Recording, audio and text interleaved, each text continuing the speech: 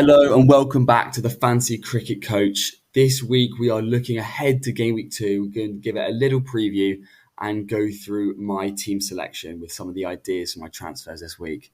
So starting from the top, we're looking at the most transferred in players. Banton, Dawson, Ali, Rue and Harmer. Spin played a much bigger role in Game Week 1 than a lot of people thought. And therefore, Dawson and Harmer are transferred in a lot this week. Dawson showed his class again with both bat and ball, and as he has in previous seasons, he could very quickly become essential. I think if I bring him in, because of his price, it could involve playing one of my bench players and moving them into the 11 while transferring a more expensive player to a cheap enabler and putting them on the bench. This is unless there's an injury to someone expensive like Higgins or something. Banton and Rue had a very good partnership in Game Week 1, record breaking, and both scored big. So a bit of a knee jerk there, but people hoping they go twice in 2 weeks. So we'll see how that goes. In terms of transfers out, we had Worrell, Beddingham, Flintoff, Anderson, and Williamson. The last three make sense because they were either injured, unavailable, or unlikely to start this week. It kind of shows how important it is to keep up with squad announcements and the 10:30 on Friday morning. As you know, these players not in the team could cause a little bit of a panic and some last minute changes if you can get that in time. However, Worrell and Beddingham is quite interesting because they were likely only out for 1 week and they're probably going to be back this week. We'll have to, again, look at those squad announcements, look at those team announcements. But Worrell and Beddingham are likely to be back this week and a really good pickup. So it's interesting that so many people have decided to get rid of them this week. Okay, in terms of if you're thinking about players to bring in and you're not really sure, it's a toss-up maybe between two players. Here are some fixtures to target. So I think Yorkshire at home to Worcestershire is a great fixture for them. So Bairstow could be a great pick, or George Hill, who started very well in week 1, batting at 6 and being first change bowler. Even Adam Lyth could be a good short-term punt, as someone who could go big in any given week, as he did last week. Lancashire at home to Northants. Northants are a good side, but got off to a bit of a rough start against Kent last week. Now playing the other demoted side, who might have a nice weekend out against them again. Here I would look at Jennings, who would want to build on a good start as he did last week. Balderson as their main all-rounder, or Bailey, who had started really well with the ball at 187 points.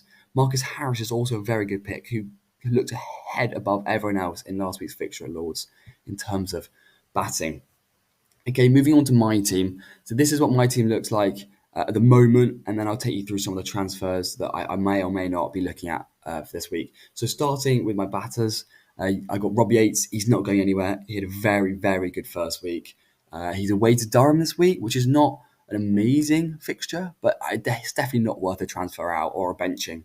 Because again, it's not the easiest fixture, but he could still go and score a century there. Still go pick up some wickets. So hopefully he can do well against a bowling attack that actually didn't do too well last week either. So hopefully he goes well again. Next up is Keaton Jennings. He started decently well, not huge points, but he's back at Old Trafford this week and against a Northants attack, which is not as good as Middlesex's. I don't think really. So hopefully he can kick on and he can really build on those starts that he had. Finally is Kieran Carlson. Be interested to see how he goes this week. He's away at the county ground in Bristol, so we'll see if he's able to sort of replicate his batting success. And I think more importantly is, will he bowl? If not, moving to someone like Ackerman could be an interesting transfer, I think, because he provides a bit of value with the ball and maybe he's in a little bit more form with back-to-back centuries. But I'll be interested to see if he bowls this week. And if he can keep up that batting output, then, there's obviously no reason to get rid of him. But we'll see how he goes. Even moving on to my all-rounder position, this is where one of my transfers I think is going to come. I'm going to lump Everson, Vaughan and Holland together here because I think I want to bring in Ian Holland. I think he's where I was going to go to make a transfer. He opened both the batting and the bowling, and so I think that his game involvement he's just likely to pick up so many points over the year. He's going to continually tick over. Having said that, Leicestershire do have Logan Van Beek coming back into the team this week, probably. So that makes takes some game involvement away from him in the bowling department, particularly. However, we'll have to see how that goes, and I still think there's big value there for him to bring in. I think if that's the case, another great option, a very similar price, or the exact same price, is Luke Proctor for Northants, who opened the bowling in the second innings and bats 3. Having owned him in many times before, I know that he's a really effective all-rounder.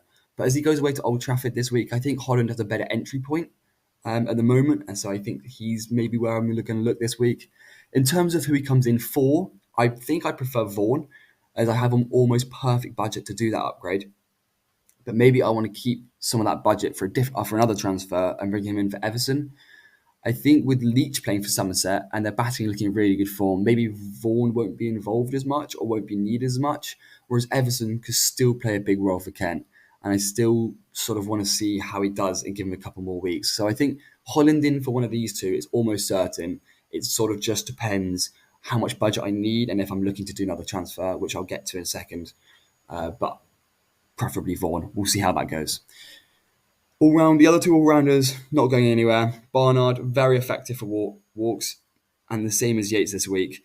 Not an excellent fixture, but could be effective as a seamer up in Durham. We'll have to see how he goes, but hopefully he can pick up another couple 100 points again. That would be amazing. Ryan Higgins definitely not going anywhere. Even though he's not had the biggest first week, still a super good fancy pick. They can go really big for Middlesex.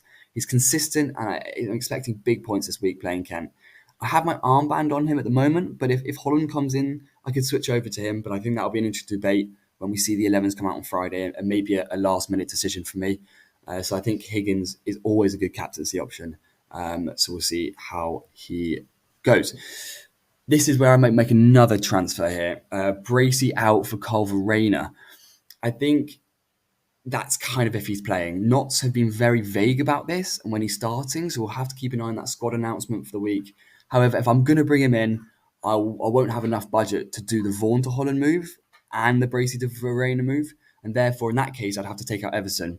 However, I don't really want to do this, so maybe I do the first move and then leave bringing in Verena for another week and give Bracey another week with a home fixture against Glamorgan. And that Glamorgan attack that conceded a lot of runs against Leicestershire last week. So there's a small chance I make this move if I decide that I don't want Bracey and Everson. But there's also an option just to roll one of the transfers and leave it for another week. Therefore, my team's most likely to look like this with just the one transfer, being that Vaughan to Holland move. But there's also the chance I do the Everson to Holland and Carl Verena in for Bracey. Depending if he's in that squad, that might make the decision much easier for me. But we'll see how that goes.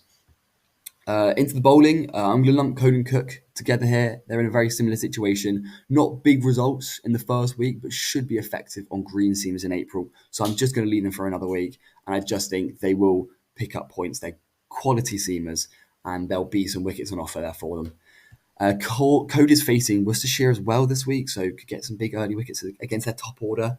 And even though they had a fantastic rear guard last week, Notts could, he could really pick up some points there. I think Cook could attack the Notts top order, which didn't come flying out the block last week either. So I think for both seamers, they've got some decent fixtures against some batting attacks that they could really take advantage of. So we'll see how they go. Finally is Fergus O'Neill. He's not going anywhere. I hope he really carries on that form from last week and can bring in some more differential points. As a low-owned pick, him doing really well is one of the reasons I'm in that top 3% at the moment. I think he did super well, and hopefully he can replicate that sort of performance again. Looking at my subs bench, I'm going to stay with Sutton, Sheikh, Weatherall, and Thane. It's not worth making a bench transfer at the moment. All four of these players played in their first week, so any sideways moves are probably not worth it at this point.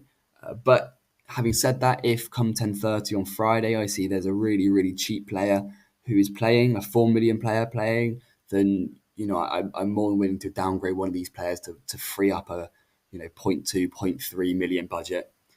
So again, a last minute decision, but if I had that free transfer, it would be worth doing. And if I don't have that free transfer, again, not worth doing. So we'll have to see how that one goes. And again, I'm not sure any of them are worth playing over my starting lineup. Weatherall did really well last week, so I think he'd be the first person I brought in, but I'm not sure again over any of the seamers I have in my current 11. So maybe that's one for a couple of weeks down the line. Okay, so there we go. Overall, my transfer plans are Holland and Verena in for Everton and Bracey, or just Holland in for Vaughan. I'm looking forward to this week. I hope the weather holds as it did last week, and good luck to everyone. The next video will be the Game Week 2 review after all the matches are over. So enjoy the Game Week, make some good transfers. Hopefully this helped, and I will see you all soon. Thank you for watching.